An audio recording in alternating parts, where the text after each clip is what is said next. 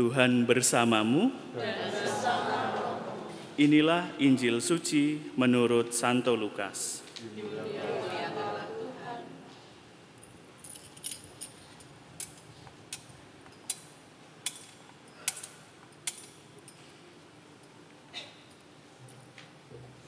Ketika genap waktu pentahiran menurut hukum Taurat Musa, Maria dan Yusuf membawa anak Yesus ke Yerusalem untuk menyerahkannya kepada Tuhan. Seperti ada tertulis dalam hukum Tuhan, semua anak laki-laki sulung harus dikuduskan bagi Allah. Juga mereka datang untuk mempersembahkan kurban menurut apa yang difirmankan dalam hukum Tuhan, yaitu sepasang burung tekukur atau 2 ekor anak burung merpati. Waktu itu adalah di Yerusalem seorang bernama Simeon.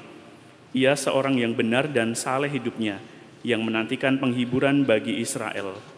Roh Kudus ada di atasnya, dan kepadanya telah dinyatakan oleh Roh Kudus bahwa ia tidak akan mati sebelum melihat Mesias, yaitu Dia yang diurapi Tuhan.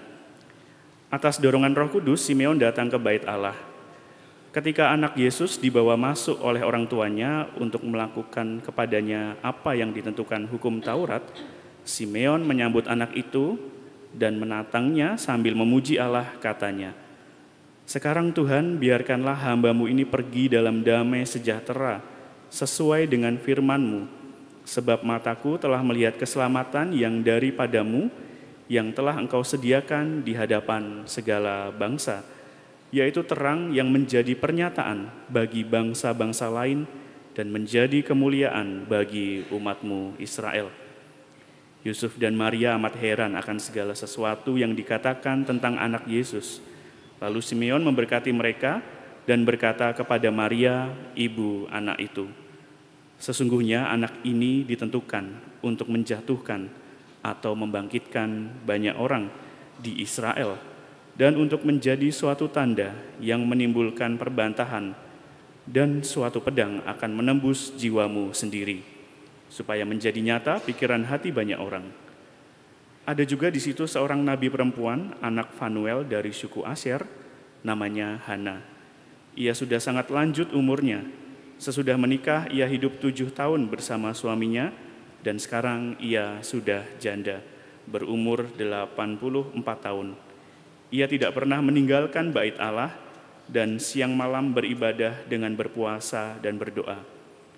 Pada saat anak Yesus dipersembahkan di bait Allah, Hana pun datang ke bait Allah dan bersyukur kepada Allah serta berbicara tentang anak Yesus kepada semua orang yang menantikan kelepasan untuk Yerusalem. Setelah menyelesaikan semua yang harus dilakukan menurut hukum Tuhan, kembalilah Maria dan Yusuf serta anak Yesus ke kota kediamannya, yaitu Nazaret di Galilea.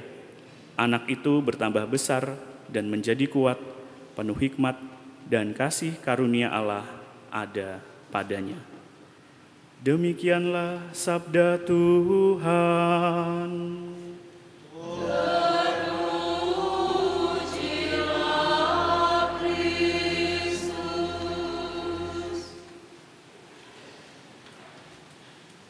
Bapak, Ibu, dan saudara-saudari yang terkasih, pasti sebagian besar yang hadir di sini sudah tidak asing lagi dengan yang namanya status WhatsApp. Nah, saya mau tanya nih, apakah selama seharian ini Anda tadi membuat status gitu? Kira-kira ada yang membuat status enggak? Ada? Oke, kalau tidak ada, saya buka dengan angpau. Ini saya bawa angpau ya.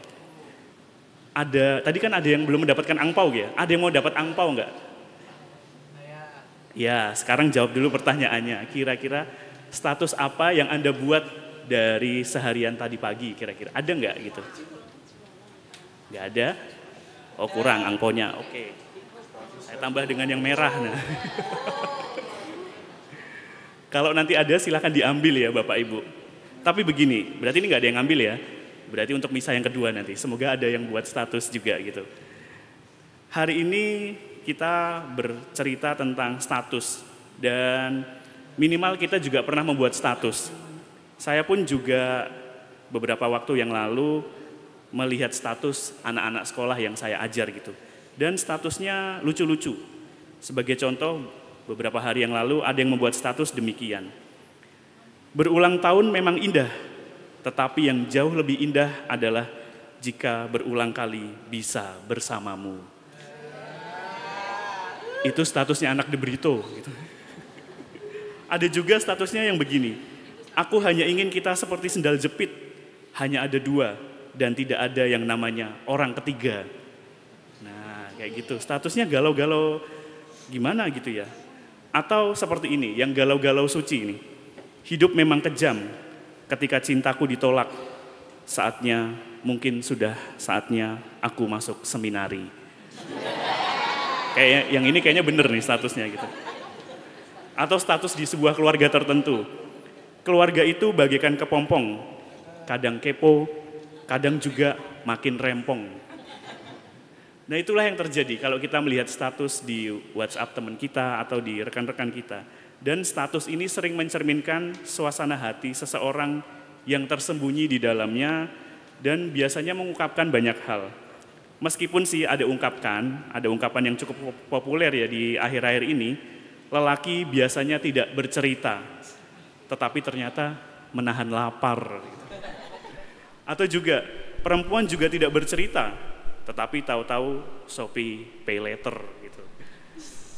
Maka menjadi pertanyaan bagi kita Bapak Ibu dan saudara-saudari yang terkasih, status apa yang lebih banyak mengungkapkan kedamaian hati kita? Atau malah status yang kita buat atau status yang kita baca justru mengungkapkan kegalauan hati kita. Mana yang lebih dominan? Apakah kedamaian hati atau kegalauan hati? Nah saudara-saudari yang terkasih, bacaan Injil hari ini juga bercerita demikian. Saya tertarik dengan tokoh yang bernama Simeon. Kalau bisa dibayangkan, Simeon ini juga share perasaan hatinya yang damai. Atau bahasa kita, dia update status, hatinya tuh damai karena bertemu dengan Yesus yang kecil. Anggap aja dia update status karena hatinya penuh kedamaian. Dan ini terungkap dari kata-kata yang disampaikan tadi. Tuhan biarkanlah aku pergi dalam damai dan sejahtera dan macam-macam seperti itu. Seperti orang update status. Dan maka kalau hatinya juga damai, dia berarti dipenuhi oleh Roh Kudus. Dan kalau kita lihat kisahnya, Simeon ini banyak meluangkan waktunya untuk mengarahkan diri kepada Tuhan, menepi sejenak, mengambil jarak dari hiruk-pikuk rutinitas hariannya, dan dia mengarahkan diri hanya kepada Tuhan semata. Pertanyaannya bagi kita, apakah kita sungguh-sungguh sudah menyediakan diri, waktu, energi kita untuk menepi sejenak, mengambil jarak dari hal-hal yang duniawi tawarkan, dan kira-kira mengambil jarak dari hiruk-pikuknya rutinitas kita. Maka dalam bacaan Injil, salah satu cara yang ditawarkan adalah yaitu menemukan kedamaian dengan cara mengambil jarak. Lalu menjadi pertanyaan juga bagi kita, mengambil jarak dari apa? Dari hal-hal yang mudah membuat kita galau atau mumet. Nah, contohnya seperti apa? Contohnya mungkin sangat konkret, yaitu gadget, handphone gitu.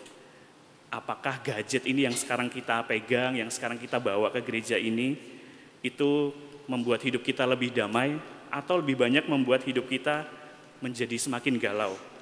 Bisa jadi di zaman sekarang ini, gadget inilah yang membuat hidup kita tidak damai, atau mungkin damai tapi juga sementara, dengan membaca status orang, dengan melihat berita-berita yang mungkin hoax, dan mungkin berita-beritanya negatif, membuat hidup kita juga tidak damai.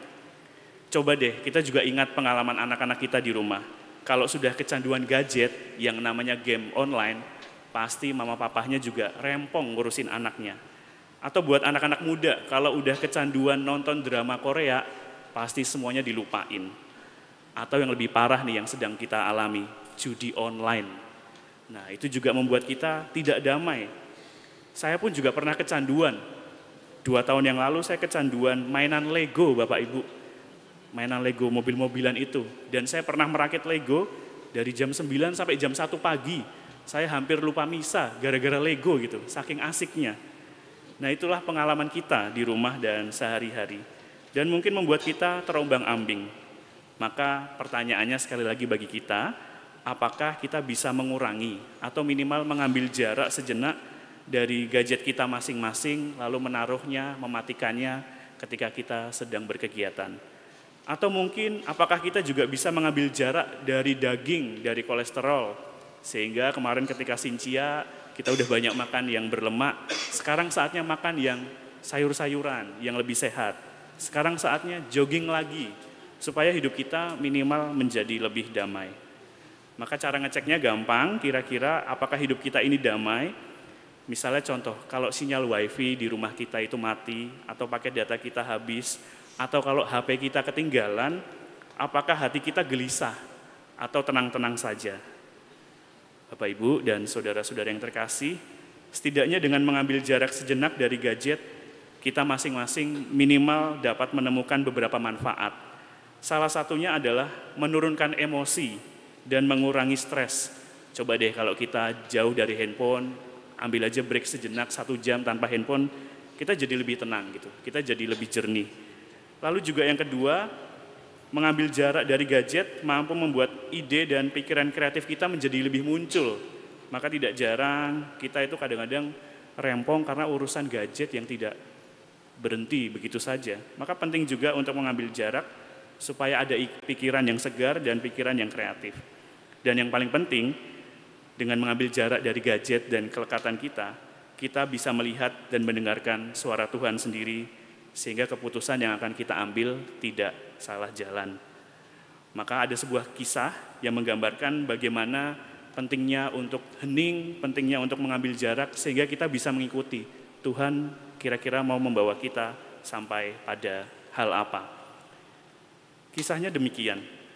Alkisah di negara Chili terdapat penggali tambang profesional yang sudah lama menggali tanahnya yang begitu kaya akan mineral alam.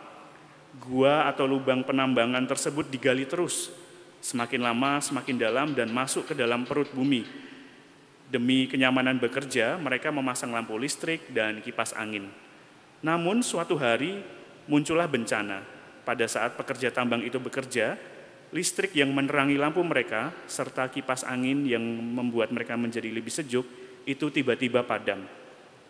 Di tengah kegelapan itu, para pekerja panik, berusaha menyelamatkan diri sendiri. Namun mereka sungguh kehilangan arah karena tidak adanya lampu yang menerangi jalan mereka. Setiap gerakan mereka pasti berakhir dengan benturan dan tabrakan, entah menabrak sesama pekerja atau menabrak dinding tambang. Situasi bertambah buruk karena udara kian panas dan pengap. Akhirnya mereka semua tertunduk lelah, lesu, dan tanpa harapan. Lalu satu dari para pekerja itu berbicara, "Sebaiknya kita duduk tenang daripada secara hiruk-pikuk mencari jalan keluar. Duduklah tenang dan usahakan untuk merasakan hembusan angin. Karena angin hanya bisa berhembus masuk melalui pintu tambang ini." Mereka lalu duduk hening dan saat pertama mereka tidak dapat merasakan hembusan angin itu. Namun perlahan-lahan semakin hening, semakin tenang, seiring berjalannya waktu, mereka menjadi semakin peka dan merasakan hembusan angin sepoi yang masuk melalui pintu tambang. Dengan mengikuti arah datangnya angin itu, mereka akhirnya selamat keluar dari dasar tambang yang gelap gulita itu, sehingga menemukan jalan keluar.